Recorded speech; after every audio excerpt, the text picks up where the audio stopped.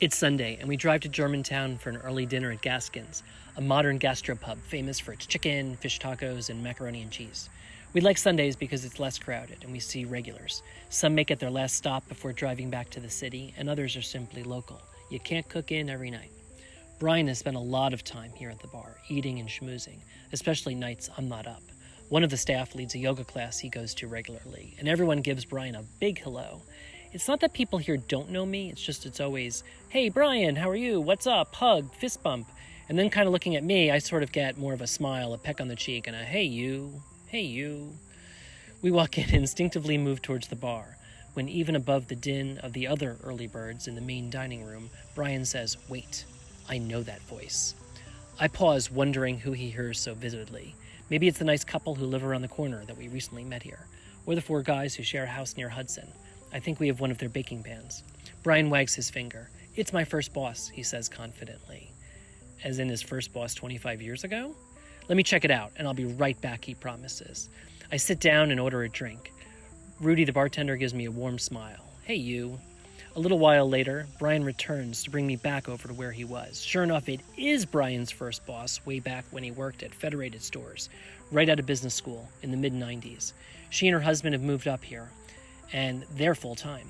Thanks to this run-in, over the next few weeks, we quickly become friends. Our dogs become playmates, and together we help with a local political campaign. Want to know how to make friends? Sometimes you just have to listen closely.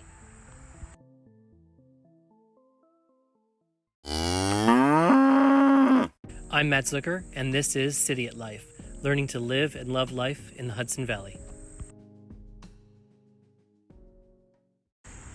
Episode 4, Making Friends. Unless you're looking for a quiet weekend getaway and don't want to speak to anyone at all, you'll want friends. Brian and I decided early on that we were building a life here, so people, dinner parties, and people to exchange recipes and gossip with were high on our to-do list. Sure, there are similarities to making friends in the city, but here we've seen you've got to be more deliberate about it. It's hard to break into as a weekender. This episode shares a little bit of what we have learned. The first thing to know is you will need different kinds of friends for different reasons. Here are 4 types. 1, activity friends, people to do stuff with. Some are bicycling and athletic, others are movie, restaurants, drinking, or yes, believe it, card games. 2, dinner party friends, people to rotate houses with and cook for. 3, look in on your house friends. These are really people to call when there's a storm and you're away and you want to know if a tree fell down on it. 4, buddies who are also new. These are fellow Cidiots who want to explore, learn, and grow just like you and at that pace. They're easy to impress with a park you just found, and you're easy to impress with a restaurant you didn't know was open on Mondays. Okay, where to start? Well, the folks we rented from the first summer were really helpful. They invited us to dinner parties, so that was great. A fast start.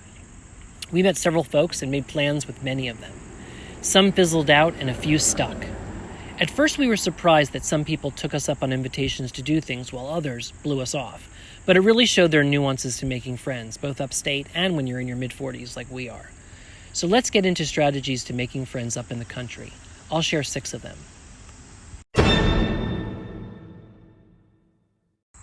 Strategy 1, sit at the bar. My husband Brian has pioneered this, refined this, perfected this. While he always liked eating at the bar in Manhattan, up here it is far more intentional and more purposeful. People, after all, talk at the bar, not just to the bartender, but to each other. There are plenty of nights that I'm stuck in the city and Brian is up a night earlier, so he heads out to our favorites like Gaskin's, Mercado, or the pub or hotel in Tivoli and plants himself down with the mission of chatting with whoever shows up. The thing is, it's a shared view. Other people who sit down in the bar to eat are also social, usually chatty, and open to talking. I can't tell you how many texts I get afterwards, headline, "New friend," people we are now having dinner with the following weekend. This strategy at the bar can work as a couple, but it works even better if you're on your own. Strategy 2, become a joiner. I think in the city joining stuff is a good idea, but here it also signals that you are a contributor to the community. People respect it, and most organizations depend on it. There are plenty of things to join, from nonprofit causes to political organizations to the local library, or my brother-in-law wants me to volunteer with the fire department. In our first years here, we've gone to a slew of fancy fundraisers too, which let us peek inside amazing river homes. The things we ended up joining have been diverse. The Young Farmers, Claremont Society, a garden association, the Gay Center. The watch-out, of course, is there are aspects of any group you join which can be torture. Small-town politics, disorganization, terrible typefaces on stationery, little digital savvy, which drives me nuts. But if you can put that all aside, joining a few groups is a great way to meet people and show you're serious and not just a Cidiot. Strategy 3. Become a host.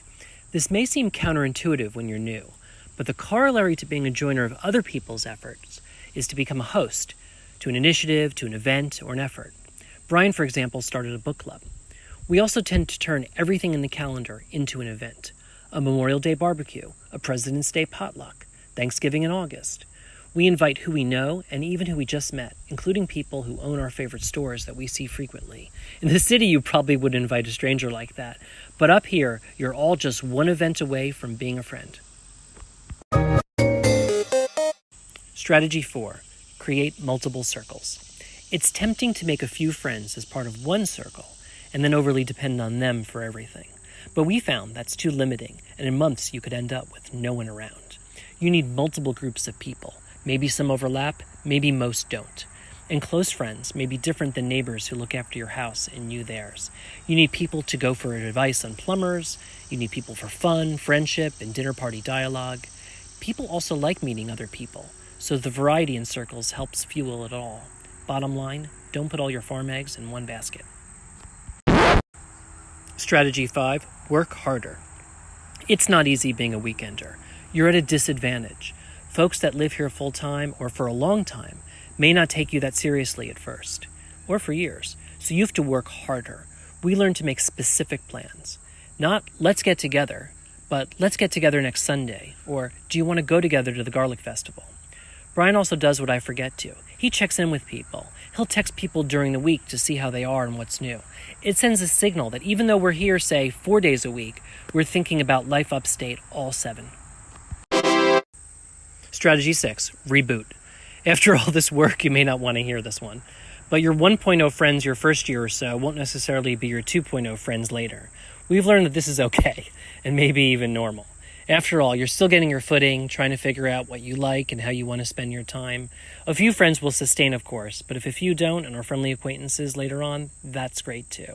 I'll remind you of this in a few months.